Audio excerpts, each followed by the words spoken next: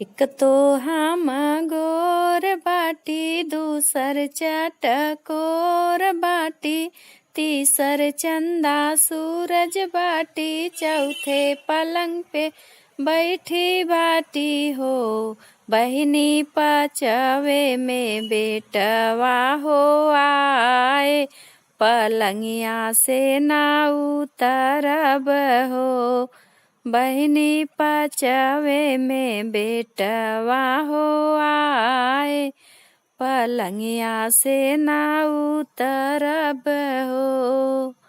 बहरे से सासू आवै, बहू के समझावत आवै, दोनों हथवा जोड़त आवै हो। बहू आवत होई है ससुरु तोहार, पलंगिया से तू उतरी जाती हो। बहू आवत होई है ससुरु तोहार, पलंगिया से तू उतरी जाती हो। एक तो हम गोर बाटी, दूसर चटकोर बाटी, तीसर चंदा सूरज बाटी, चौथे पलंग पे बैठी बाटी हो। बहिनी पचवे में लड़िका हो आए, पलंगिया से ना उतरब हो। बहिनी पचवे में बेटवा हो आए, पलंगिया से ना उतरब हो। बहरे से जेठनी आवै, छोटी के समझावत आवै, दोनों हथवा जोड़त आवै हो। छोटी आवत होई है भसुरु तोहार, पलंगिया से तू उतरी जाती हो।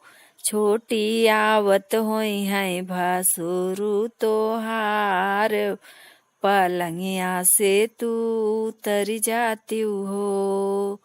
एक तो हम गोर बाटी, दूसर चटकोर बाटी, तीसर चंदा सूरज बाटी, चौथे पलंग पे बैठी बाटी हो। बहिनी पचवे में बेटवा हो आए, पलंगिया से ना उतरब हो। बहिनी पचवे में बेटवा हो आए, पलंगिया से ना उतरब हो। दुआरे से ननदी आवै, भाभी के समझावत आवै, दोनों हथवा जोड़त आवै हो।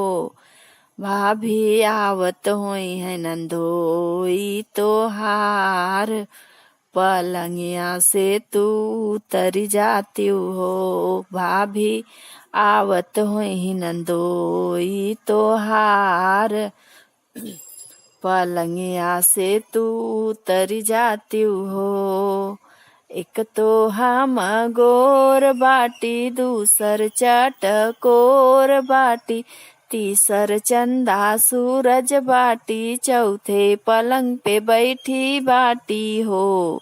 बहिनी पचवे में बेटवा हो आए, पलंगिया से ना उतरब हो। बहिनी पचवे में बेटवा हो आए, पलंगिया से ना उतरब हो।